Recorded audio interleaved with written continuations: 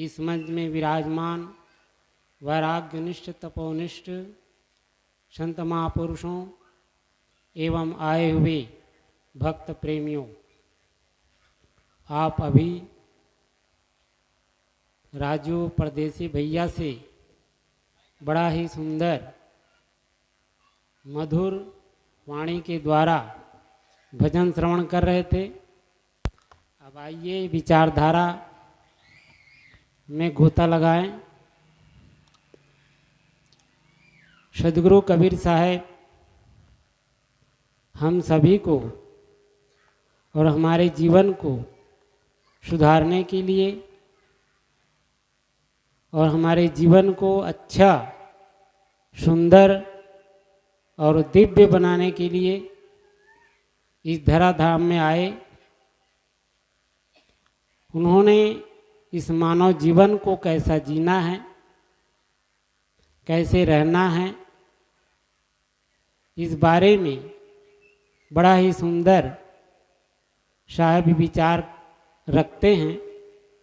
हद चले सो मानवा, बेहद चले सो साध, हद बेहद दोहु तजे, ताकर मता अगाध। साहब कहते हैं हद, सीमा, मर्यादा, मर्यादा में रहो, सीमा में रहो। यदि भारत देश की सीमा में हो तो आप सुरक्षित हैं, और भारत देश की सीमा से जैसे ही आप पार किए आप पकड़े जाओगे, जेल में चले जाओगे, आपको कष्ट ही मिलेगा। तो हमारा जीवन भी मर्यादा पूर्वक होना चाहिए, मर्यादा में रहें। हम संसारी व्यक्ति हैं तो मर्यादा में रहो।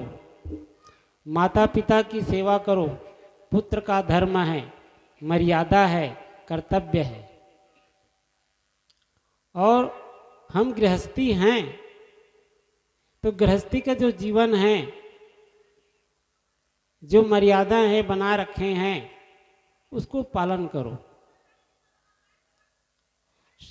संतों ने, महापुरुषों ने निर्देश करते हैं, मातृवत परदारेषु परद्रव्येषु लोष्ठवत, आत्मवत सर्वभूतेषु यह पश्यति सः पंडितः।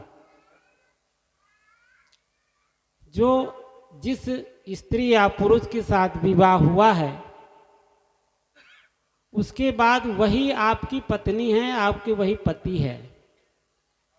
और जो अन्यत्र स्त्रियां हैं, माताएं हैं, वो मातृवत परदारेषु, उनको मातावत देखो, मातृवत देखो। और जो परपुरुष है उसको भाईवत देखो, तो आपकी भावनाएं शुद्ध होगी, पवित्र होगा।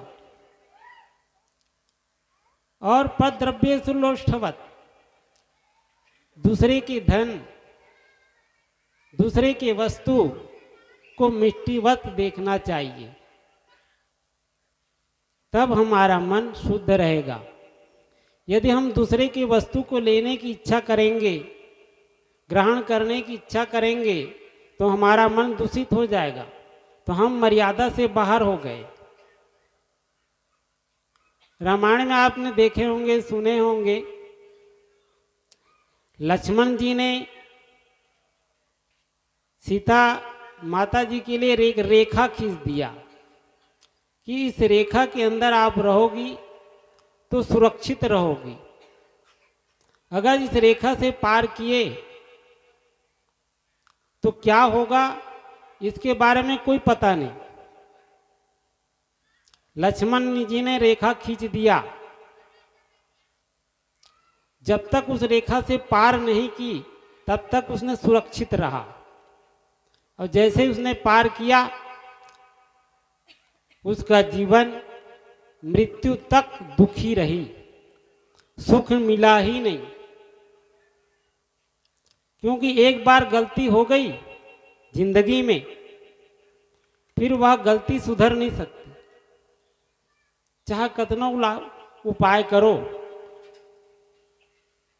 तो वह गलती सुधर नहीं सकती। सीधा कि जिंदगी में आप देखिए, जैसे वो पार की है तो क्या उसकी जिंदगी सुखी रहा? सुखी कभी भी नहीं रही, दुख ही पाई। तो इसीलिए साहब कहते हैं हद चले सो मानवा, हद में रहो, मर्यादा में रहो, आपका जीवन मर्यादा में रहे।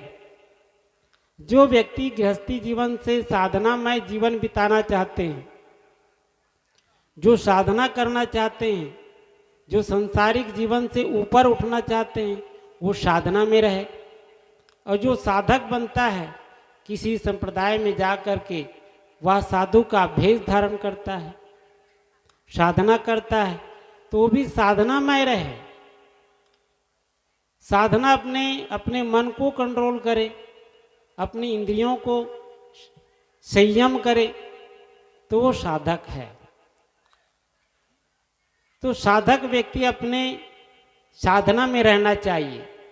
साधु का भेष धारण करके भी व्यक्ति अपने साधना में नहीं रहते हैं।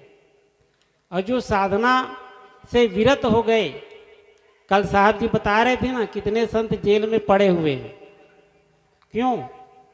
क्योंकि साधना की कमी थी, साधना से अलग हो गए, पृथक हो गए, भटक गए, मन के विकारों में ही ग्रसित हो गए इस साधना के कारण। और जो साधना करता है तो अपने जीवन को निर्मल बनाता है, शुद्ध बनाता है, पवित्र बनाता है। और पवित्र मन में सद्गुरु का ही तो वास होता है, परमात्मा की तो वास होता है। और जो अधिक साधना में है, जिसके साधना परिपक्व स्थिति में है, वो अपने स्थिति को जानता है, अपने स्वरूप को जानता है, वही बेहद है। हद बेहद दो तजे ताकर मता अगाध। उसकी गति, उसकी विचारधारा, उसकी रहनी गहनी विचित्र होते हैं। जब बोलते हैं तो अमृतमय वाणी बोलते हैं, साधनामय वाणी बोलते हैं वो अपने। और जब मौन होते हैं तो चुपचाप रहते हैं, शांत रहते हैं और हरि का गुण गाते रहते हैं मन में। तो ऐसे साधक, ऐसे विरक्त जो होते हैं, वो साधना से अलग होते हैं, परे होते हैं। और वो जैसे गूंगा व्यक्ति गुड़ खा लेता है और उसको पूछा जाए कि गुड़ कैसा लगा, कड़वा या मीठा है, वो केवल मुस्कुराएगा, कुछ कह नहीं सकता। ऐसी स्थिति उस स्वरूप स्थिति है। उस स्थिति के बारे में कुछ वर्णन नहीं कर सकता, कुछ बता नहीं सकता, वो अपने सुख को बता नहीं सकता, वो अनुभव का चीजें हैं। तो कबीर साहब ने ये तीन बातें कही, हद बेहद दो तजे ताकर मता अगाध। हद चले सो मानवा, बेहद चले सो साध। हद बेहद दो तजे ताकर मता अगाध। ऐसी हमारी जीवन होना चाहिए, साधना में जीवन होना चाहिए। इन्हीं बातों के साथ, इन्हीं भावनाओं के साथ अपने वाणी पर विराम।